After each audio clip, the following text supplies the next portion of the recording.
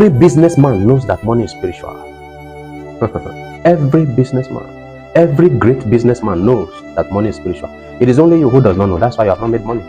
Every successful businessman knows that money is spiritual, because as he's traversing in the business world, he is seeing the spirituality of wealth.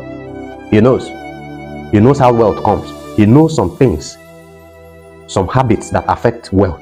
If money is not spiritual, how can a man slaughter another man in what they call money ritual, and that person gets rich after? If money is not spiritual, when they are giving you the secrets of wealth, they give you from the surface, they give you the theories, but the deepest things, which is the spiritual aspect, no motivational speaker has ever taught you. They want to impart knowledge, they want to teach you business and all that. They don't show you the spiritual aspect. That's why you are suffering. That's why you are struggling to make money. Wealthy men teach you about wealth. Most times you utilize them and you still don't go ahead. You still don't go forward. You still don't prosper, because they have hidden the weightier part of the mysteries of wealth. You are best friend with a rich man. He does not teach you how to become rich. Anytime you come and tell them your problem, they'll say, take 50,000, take 100,000. The Mystery Vault with Peter Martins on Holy Magic TV channel. Where are you watching me from? I'm recording from Nigeria, West Africa. Where are you watching me from? Okay?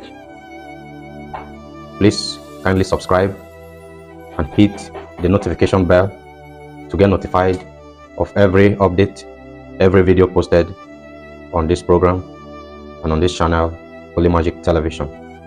Make sure you are subscribed, because you are in for an adventure, a spiritual adventure that will transform your life, transform your knowledge, and everything you have learned over the years in your life, in your struggles, in your walk with God, and in your association with humanity. Today is the episode 1, the first episode of the Mystery Vault, the mystery of wealth. The mystery of wealth. What nobody told you about money. What the rich failed to tell you about money making.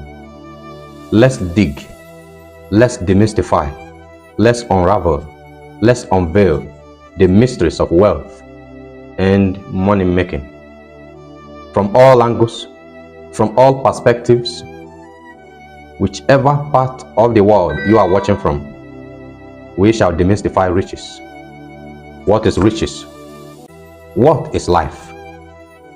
We will start from life, the existence of man upon the earth. As you all know, man was created by God. You do not believe any other theory, any other narrative by any man. Man and the earth was created by God. The earth did not evolve from anything. You did not evolve. You were conceived in the womb for 9 months, where you were not fed by anyone but by God. You were sustained in the womb for 9 months. That is not an evolution.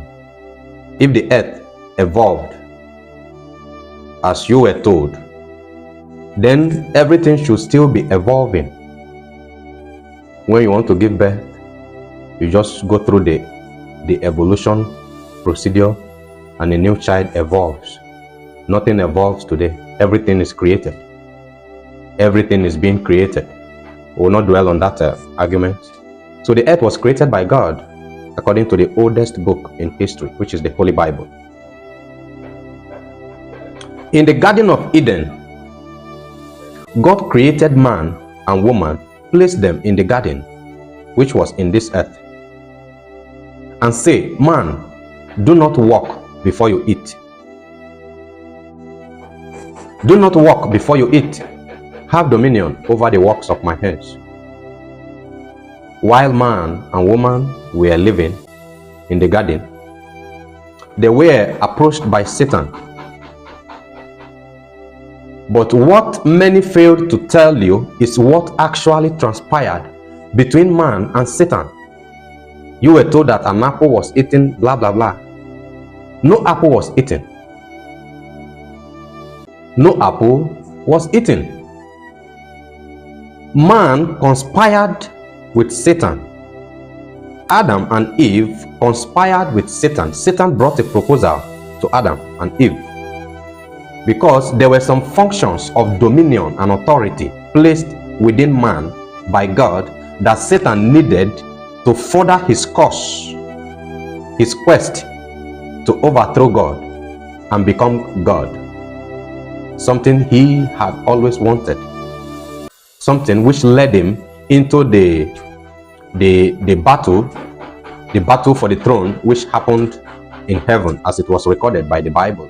You are wondering why there is suffering around the world today. There is so much suffering. People are suffering from diseases, from sicknesses, from life-threatening issues, frustrations, dilemma. People are going through a lot. If you are living a good life, things are well with you, you may not know what people are going through, but people are suffering. The earth is going through so much pain. What happened is underreported. People, preachers, or people who have access to this information, they are covering so many things. They are covering so many things. You were not told the truth. No apple was eaten in the Garden of Eden. Apple is being used as a depiction so that the Bible will not be explicit. The Bible will not be explicit. Remember, when the Bible was being compiled together, remember the Bible, what you have today as a Bible, is a compilation of jotters and diaries of the prophets of old. These are diaries. You know, prophets have their diaries. Every prophet has a diary. Every pastor has a diary. Every spiritualist has a diary. In this diary, their walk with God are documented for history purpose, for memory purpose. Their revelations, encounters with God are documented. I have my diary. Any vision I have in the night when I wake up, I'll write the vision. I'll write the date. All my visions from a very long time now, for years, my visions are all documented.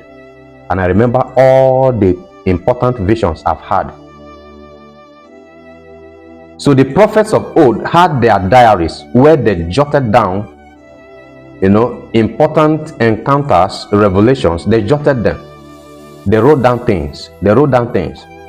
So when Jesus left the earth, there began the believers and followers of Christ and the leaders of the church in the time began to compile these things together to form one book which will help believers and followers of Jesus to know the history, to have something to preach, to have something to use as reference and all that. That's what you have as the Bible today. Now, when this compilation was taking place, you have heard many times that there were some deliberations between the compilators, between the organizers of the Bible, between the writers, those who came together to put them together. There were deliberations. Should this book enter? No, let's take out this one. Okay, let's cut this one. They divided these books into chapters and verses. So 7 books were taken out of the Bible. They said, no, this one should not make the list of the books. So they selected 66 books. 7 were off. And out of these 7, researchers are still saying that more books, more scrolls were still hidden and taken away because from their own beliefs or opinions, they felt some secrets, mysteries that were too tough for man's hearing should be removed, and they removed them. So they described it as apple. You and I cannot tell if Moses actually wrote apple there, and we cannot tell if it was these compilators these people who put the Bible together, who turned the language to apple to avoid it sounding so explicit. They couldn't have come and said, okay, Satan had sex with Eve. So it was described as an apple so that the language would be clean. But what actually transpired there, nobody is talking about it. Satan had a conversation, a negotiation with Adam and Eve. He wanted to have an intercourse with Eve in order to tap some of the deposits God put in man, which angels and Satan himself did not have. Because there are some qualities in you which the angels do not possess. Satan needed man to actualize his ambition. So Satan had an intercourse with Eve. I'm sorry if this sounds strange to you, but many of you are aware that the apple they are talking about is not actually apple. It's not actually apple. There was an intercourse between Satan and Eve. The woman slept with Satan, and Satan made man powerless. And do you know that if you go to that scripture of Genesis where this event was reported, the Bible said that after eating the apple, Eve gave it to Adam, after eating the apple, Eve gave it to Adam, who was with her there. But the public opinion is that Adam was away, and when he returned from his outing, Eve said, I ate this apple and it's remaining. Come and have the remaining one. That is an interpretation, a misinterpretation. It was written there that after eating it, Eve gave it to Adam, who was with her. Satan had sex with Eve, and Eve saw that it was good, it was sweet, that it could make someone to be wise. Because do you know that the first day you have sex, there is a kind of veil that is removed from your eyes?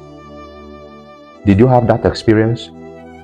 Do you know that when a little girl that is coming up, maybe 14, 15, begin to have intimacy with man, do you realize that she becomes sharper, she becomes more bold, she becomes more daring, she no longer fears adults. She can look into the eyes of an adult. That is a public knowledge. That is the apple. When Eve had the apple with Satan, her eyes were opened, and she said, this thing is good. It can make one to be wise. It is pleasing to the eyes.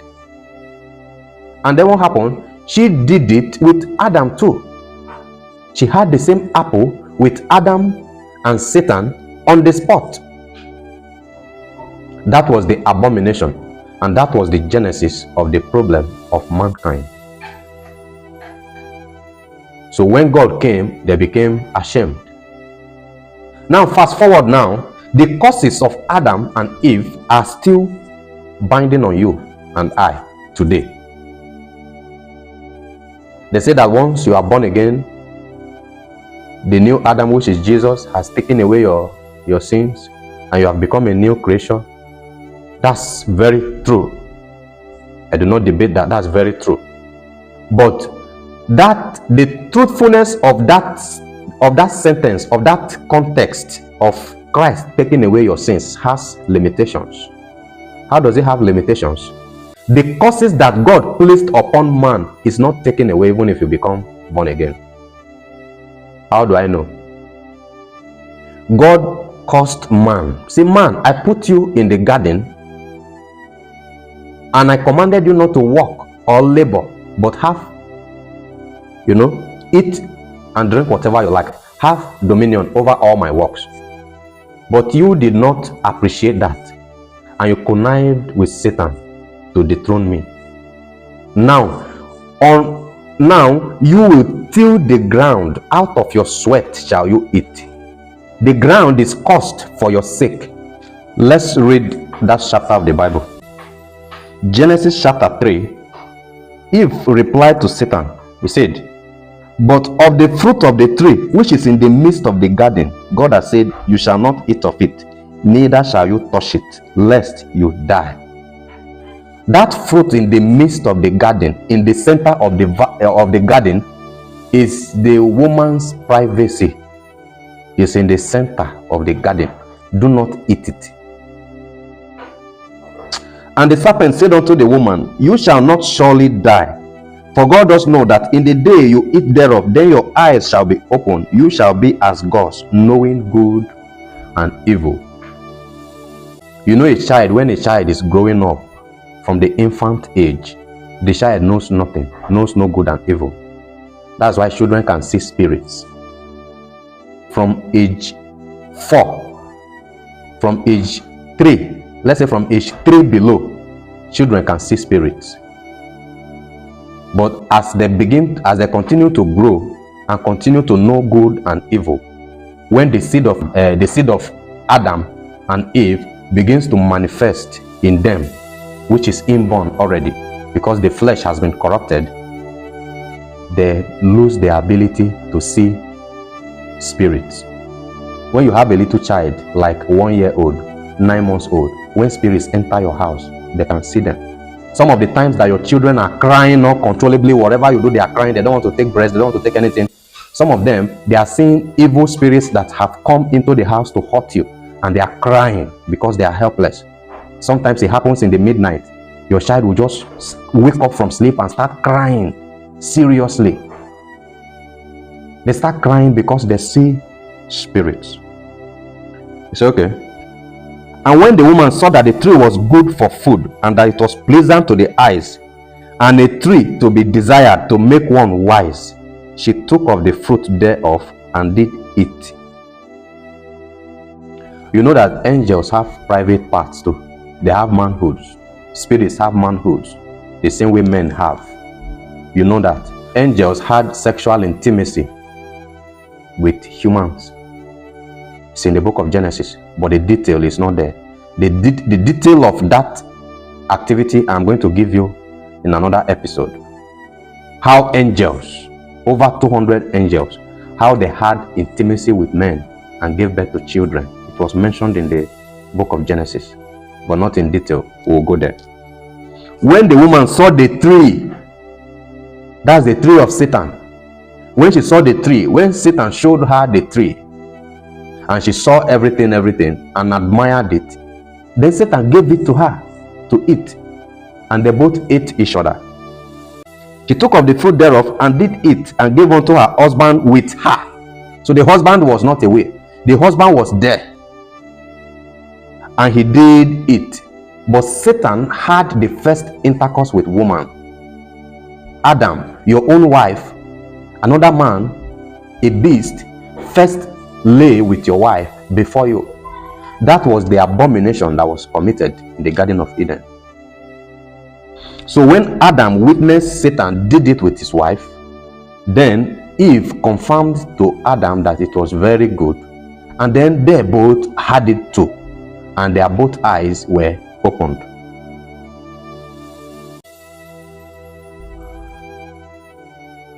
Now let's go to the causes now. Genesis 3 verse 14 is the cause of the serpent. Let's go to the cause of the woman. Verse 16, it says, Unto the woman he said, I will greatly multiply your sorrow and your conception. In sorrow you shall bring forth children, and your desire shall be to your husband, and he shall rule over you. And unto Adam he said, Because you have hearkened to the voice of your wife, and have eaten of the tree of which I commanded you, saying, You shall not eat of it. Cursed is the ground for your sake. In sorrow shall you eat of it all the days of your life. That curse was not for Adam alone, but for the entire mankind, the entire human race. He said, Thorns and thistles shall it bring forth to you. You shall eat the herb, and you shall eat the herb of the field. In the sweat of your face you shall eat bread, till you return unto the ground, for out of it you came forth. For out of it you came forth. Cursed is the ground for your sake. Out of sweat, you till the ground out of your sweat. Those causes have remained the same for generations till now. Have you noticed that even if you give your life to Christ, problems remain intact? Because you have given your life to Christ, it does not mean you will never fall sick. It does not mean you will not have accident. It does not mean that you have entered paradise. Even the Bible says that many are the afflictions of the righteous, but the Lord shall deliver them out of it all.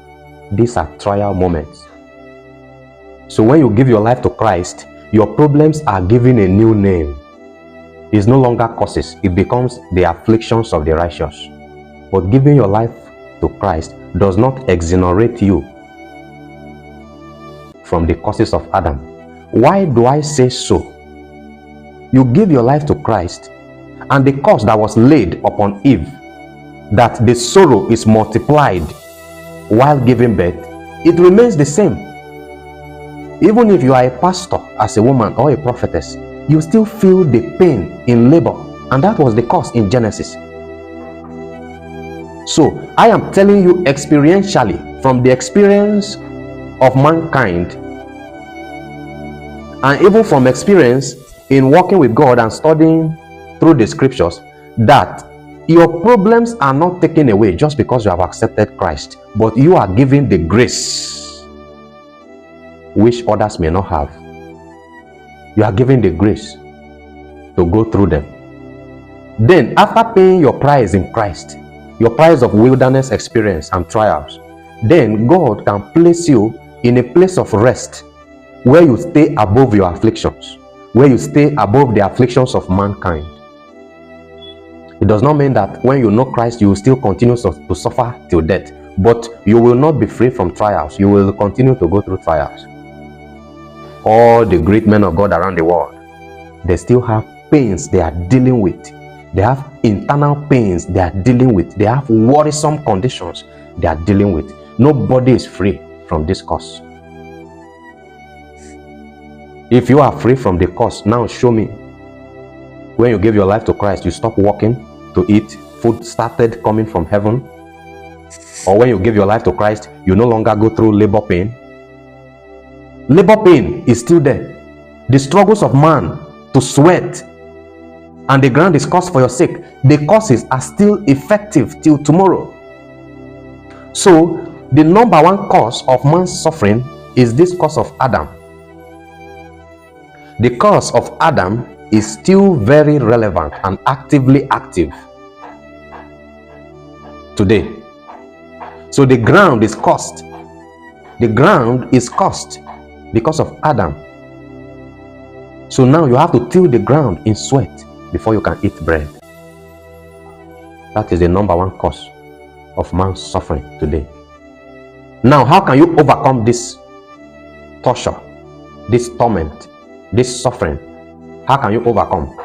It is by making use of the availability of tactics, ways and means of God, who is the creator.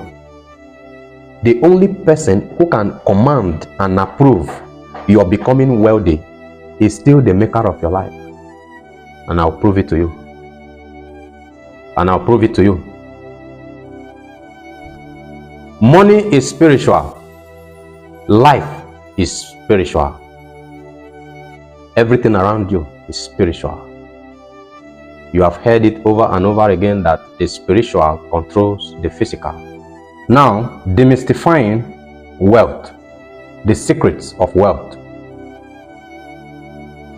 You and I know that money was created long time ago. At a time in the history of man, the means of exchange was what they call trade by barter. Trade by barter. That was the means of exchange in the time of old. You bring corn, I give you beans. Trade by barter. During the course of the journey of man upon the earth, money was introduced long time ago. It started as coins, as cowries, You know how the journey of currency started. Okay? So today, money remains the creation of man. Money is a paper that you print, that the government of your country print. So why should man create money and be running after money? Why did man create money and start struggling, sweating, killing, lying, stealing, cheating to get money? What you created. Why would you create this shirt, for instance? Then you struggle to get the shirt, your own creation. Why?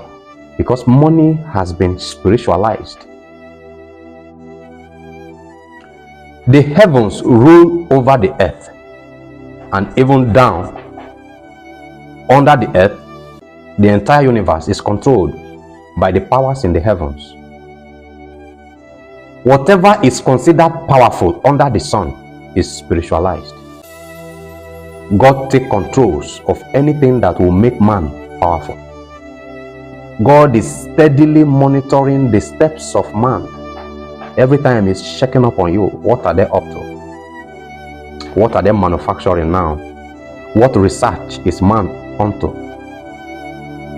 God is watching you. God is looking out to avoid another collaboration, another conspiracy between man and Satan. Satan has already lost the battle, we know. But God has not given up on his monitoring. He's steadily monitoring the ways of man. Anything that man creates today that will give man power, God will take control of it. God still rules in the affairs of man. When money was created and life began to depend on money, God took control of money. Money is created. Money is the power today. With money, you can do and undo. With money, you can do anything today. So God will not sit and watch. Because if you have money, you can come and say, okay, I want to wipe off this country. You buy off all the other wealthy men and you clear the country. You kill everyone or you drive them out of their country. And then you turn it into an estate to do whatever you like. If God does not take control of money, those who get hold of it will oppress more than they are oppressing now. Because money has already overthrown God in the lives of many people. For many people, money is their God. They don't listen to God, they listen to money. Whatever money guides them to do, that's what they do. Money is God to many today, but God still remains in control of money, in control of the distribution of wealth, the spread of money among humans. Because if money is left alone, money will completely take the place of God, not partly as it has done now. So nobody makes money under the sun without God's signature from heaven. You can quote me. Nobody makes money, makes a dime without God's approval. I'm going to do, there is an episode coming, The Lawmakers of the Earth. In the Lawmakers of the Earth episode, I am going to show you how the earth is run, how the earth is controlled by powers, by God, and by men. The earth is being controlled. The Lawmakers of the Earth is another episode. I'm going to show you how the earth is controlled. Everything is controlled. You are controlled. And you think you have power. The earth, nobody makes a dime. You don't become successful in anything without God's approval. Do not forget the book of Lamentation chapter 3, where it says, who is it that saith, and it cometh to pass, when the Lord has not commanded it? That word, that verse of the scripture is very deep. Who is it that says a thing and the thing will come to pass? Who is it that says, I will travel tomorrow and it will come to pass, if the Lord does not approve that traveling? You don't raise a stone without God's approval. Nobody makes money without God's approval. If anybody tells you you don't need God to make money, that person is deceiving you, or that person is ignorant. In any country of the world, you need God to make money, because money is spiritual. Money is spiritual. If money is not spiritual, how can a man slaughter another man in what they call money ritual, and that person gets rich after? If money is not spiritual, if money is not spiritual, how are some of us making money? I have seen so clearly that money is spiritual. I make my money from the realm of the spirit before it comes to the physical. I see every money coming before it gets into my hands. Every dime, I see it coming from the spirit. My life, from the beginning of my struggle in the city to this day, I have seen so many facts, so many experiences that money is spiritual. Leave what I see outside. In my own personal life first, money is spiritual. Every great man knows that money is spiritual. Money is an art. A-R-T. Money is an art. There is an art of making money that when you are taught, no matter what, when they teach you that art, is a power. Once that knowledge is given to you, they say knowledge is power, right? There is a kind of knowledge that when it is given to you, that's all. You become a different person. You become a new person. And when you begin to utilize this knowledge, you get hold of wealth. Every rich man today can also make you rich and make as many as he wants to be rich. But they don't want you to be rich. When they are giving you the secrets of wealth, they give you from the surface. They give you the theories. But the deepest things, which is the spiritual aspect, no motivational speaker has ever taught you. I've not come across it. Or wealthy men who say they want to impart knowledge, they want to teach you business and all that, they don't show you the spiritual aspect. That's why you are suffering. That's why you are struggling to make money. They don't show you that the spiritual aspect of success is this, is that. They only show you the theoretical aspect. They don't show you the spiritual. That's why most times when you go and utilize what they teach you, what motivational preachers teach you, or what wealthy men teach you about wealth, most times you utilize them and you still don't go ahead. You still don't go forward. You still don't prosper, because they have hidden the weightier parts of the mysteries of wealth. They have hidden. They don't reveal to their wives. They don't reveal to their own family members, to their best friends. You are best friend with a rich man. He does not teach you how to become rich. Anytime you come and tell them your problem, they'll say, take 50,000, take 100,000. And they want you to feel that they have done so much for you. They will not show you how to become wealthy so that you can remain a slave around them, so that you can continue to bow around them, because they are also looking for worship just like God. Money is spiritual. They don't tell you that. Every businessman knows that money is spiritual. Every businessman, every great businessman knows that money is spiritual. It is only you who does not know. That's why you have not made money. If you have made money, you know. Every wealthy rich man, every successful businessman knows that money is spiritual, because as he's traversing in the business world, he is seeing the spirituality of wealth. He knows how wealth comes. He knows some things, some habits that affect wealth. He knows.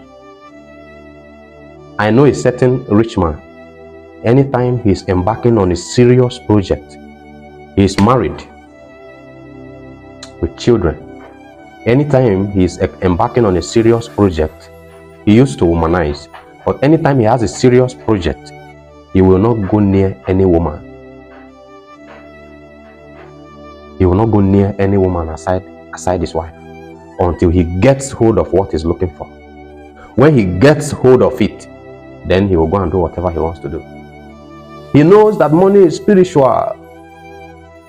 He knows that he's mingling his spirits with the spirits of different ladies whose backgrounds, spiritual backgrounds he does not know, will affect his project. He knows.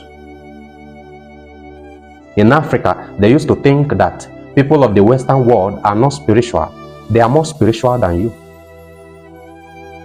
You don't know how science came to be. They are more spiritual. I'm going to demystify science. Demystifying science is another episode. I'll show you how science got their knowledge, how the knowledge of science is spreading, how they managed to manufacture this and discover this and that. The source of the knowledge is spiritual. Science is a spiritual manifestation of a part of God's knowledge. And humans, in their foolishness, are trying to take glory that they have science, that science should take the place of God or take the place of Christianity or religion in general. Come on.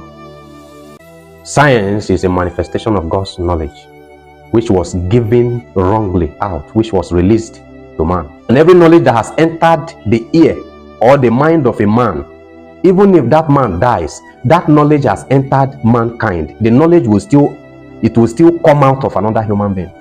If I have knowledge of anything new that the present world does not know, even if I don't show anyone and I die, it has entered man.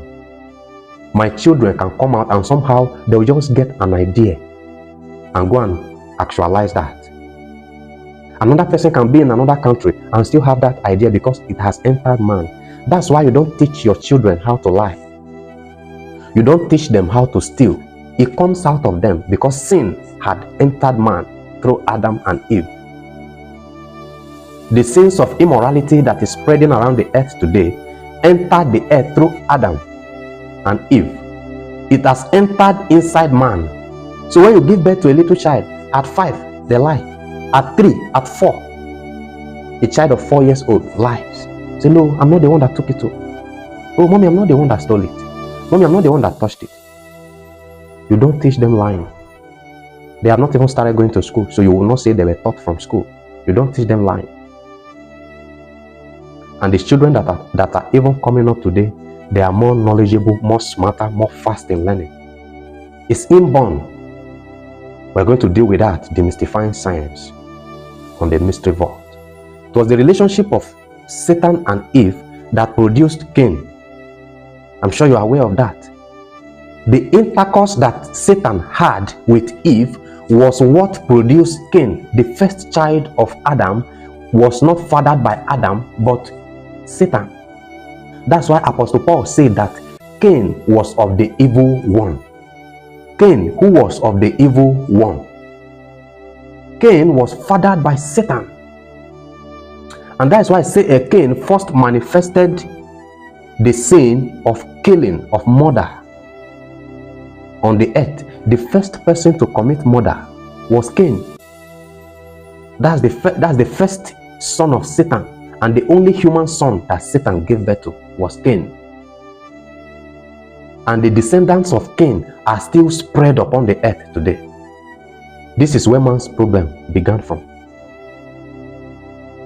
So money is spiritual today. We are going to be demystifying money ritual, occultism, witchcraft, marine, demonism, demon worship, idolatry.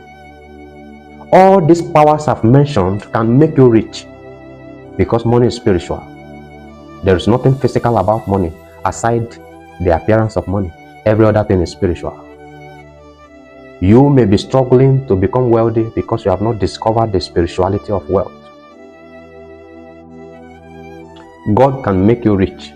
Satan can make you rich. But they both come with their terms and conditions. They both come with their terms and conditions. This is the introductory part of the first episode, Demystifying Wealth. The mysteries of wealth nobody ever told you.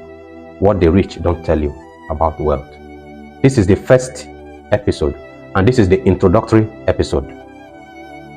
But I want you to drop your comments, what you think about this video, about this session today, your contributions, what you have learned.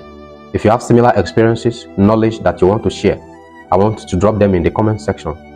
I am going to drop another video within the coming week before Friday to address all questions. Drop your questions. I will make another video to respond to all your questions. And if you need more expatiation on any of the areas I have touched on this episode, drop them in the comment section so that I will respond to them and expatiate further on them. If you have any comments, let me know what you feel about this video. Let me know what you feel about wealth. What is your knowledge about wealth? What did you discover about wealth spiritually? Share them on this program. Share them in the comment section. I will respond to them on Wednesday. On Tuesday or Wednesday, I'm going to be dropping another video to respond to all your questions. Kindly share this video, share on Facebook, share on all your social media platforms, share on WhatsApp, share to all your friends and family.